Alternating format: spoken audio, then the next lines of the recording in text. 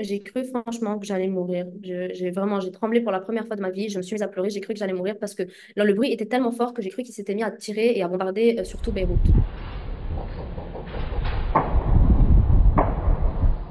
Bonjour, je m'appelle Nivine Ezzedine. Je vis à Beyrouth, mais je suis originaire du sud. Israël a commencé le lundi 23 septembre à bombarder intensivement le sud du Liban. Je me suis réveillée le matin et j'ai reçu un appel de mes parents qui m'ont dit que ça y est, ils allaient quitter le sud parce que on dirait que la guerre justement commençait car ils se sont réveillés à 6 heures du matin avec des bombardements et ont dû faire les affaires très rapidement pour venir. Ils ont emporté avec eux qu'une valise avec des habits parce qu'on s'est dit qu'on ne peut pas prendre beaucoup de choses avec nous. Donc on a emporté ça avec nous, bien sûr nos économies. Mon père a dû fermer son travail, il est pharmacien, il a dû fermer sa pharmacie. Et moi j'étais donc à Beyrouth. Heureusement j'ai un appartement ici, donc ils ont pu venir se réfugier ici. Malheureusement aussi ils ont été bloqués dans les embouteillages pendant plus de 17 heures. Alors que de base, le trajet entre Sour et Beyrouth prend qu'une seule heure parce que justement, tout le monde était en train de fuir la ville. Actuellement, la ville de Tyr est quasiment vide. Il y a eu plus de 1 million de déplacés. Vraiment, beaucoup de gens sont partis et ont quitté le sud. Il y a beaucoup de gens qui dorment dans la rue déjà. Il y a beaucoup de gens qui n'ont pas de maison, qui n'ont pas les moyens de dormir. Et surtout, il y en a qui ont dû quitter en fait très rapidement. Donc, ils n'ont pas pu prendre peut-être avec eux leurs économies ou leurs habits ou quoi que ce soit. Donc, ils sont à la rue. Il y a aussi énormément de foyers qui sont surpeuplés, c'est-à-dire des maisons qui sont faites pour 5 personnes où ils se retrouvent à 10.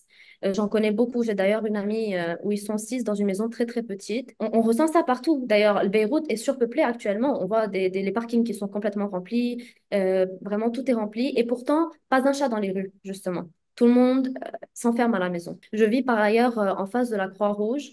Donc, je vois tous les jours les ambulances partir, alors que d'habitude, avant la guerre, c'était très calme. C'était à peu près une ambulance par jour qui sortait. Cette nuit, on a été très bombardé intensivement sur la banlieue sud, donc ça nous empêche de dormir.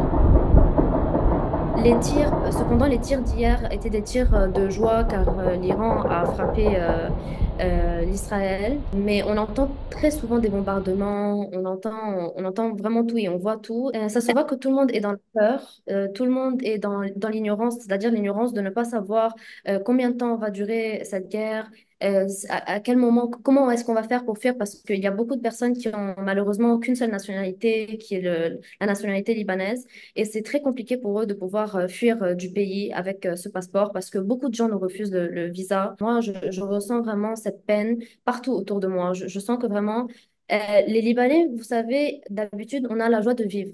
Vraiment, on a une très grande joie de vivre malgré le fait que on est une population à souffrance. On souffre tout le temps. On a appris à souffrir. On a toujours vécu des choses très compliquées. Mais là, vraiment, j'ai l'impression que les gens ont perdu espoir parce que on se sent abandonné. On n'a pas l'impression que le monde est vraiment là pour nous. On n'a pas l'impression que les gens nous écoutent. On sent qu'il y a une très petite partie du monde qui est vraiment, qui se rend compte de ce qui se passe. Franchement, je vous dis la vérité, cette guerre est en train de former une haine en moi, une haine, parce que je trouve qu'il y a trop d'injustice. Il y a trop d'injustice, même par rapport aux Palestiniens, pas que par rapport à nous.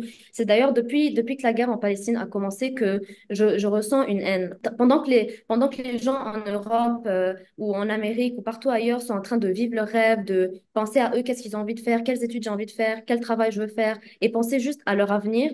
Nous, on est en train de survivre en fait, on n'est pas en train de vivre.